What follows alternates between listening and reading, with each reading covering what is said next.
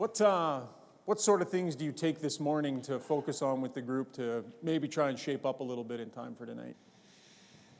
I think probably the biggest part is coming out, start of the game, and having a strong first period and building off that. We're just, we're building games, which is great. I think that's really important, but I think we can a little more urgency to start our games and make it a lot easier on ourselves.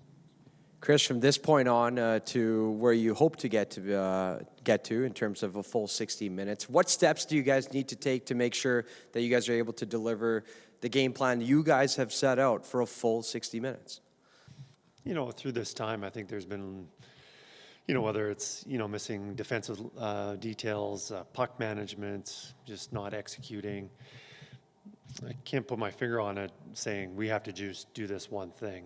Or maybe it's a line that's been disappointing, or maybe the D hasn't been set up. It hasn't been one thing all the time. It's just collectively, 20 guys that we're addressing each night need to do their job and help participate.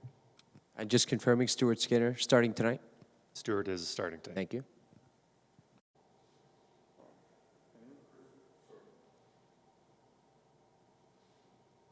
You weren't here for the Heritage Classic. You've been around long enough. I mean, obviously the Battle of Alberta, the whole rivalry thing.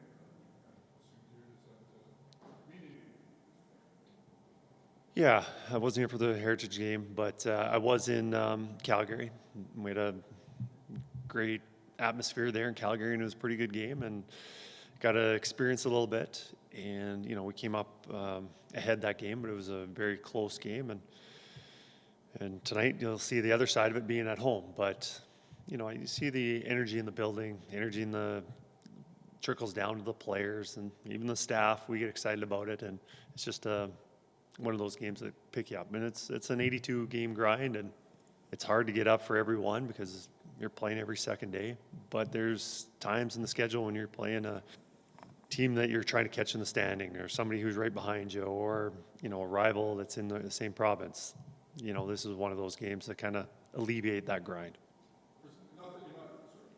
Not that you're not busy enough with everything going on with this team, but do you get a chance to glance over and pay attention to what the Golden Bears have been doing at all since your time back? I've been fortunate to be able to catch in 2 of their games, and it was wonderful getting back in the building there, and something that I hold very fondly of my time there. And watching them was nice, and hopefully they have continued success.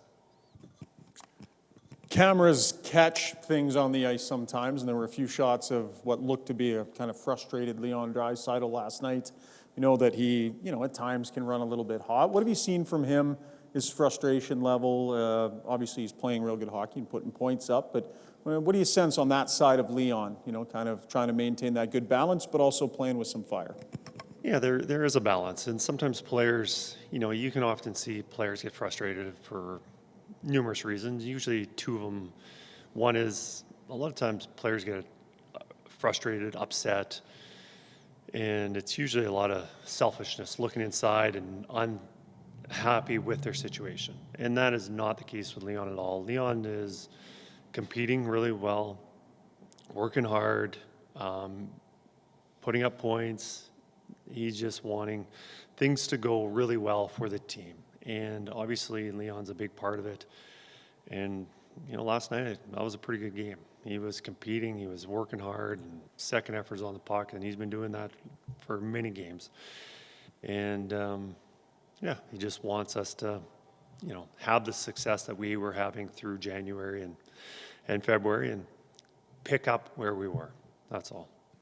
Chris, last night Connor McDavid talked about the number of games remaining in the schedule in a relative short period of time, and he says he kind of likes it because it allows the team to get more in a rhythm. How do you kind of approach that? Do you kind of agree with with that sentiment in terms of this team will better be able to get in a rhythm with more games played?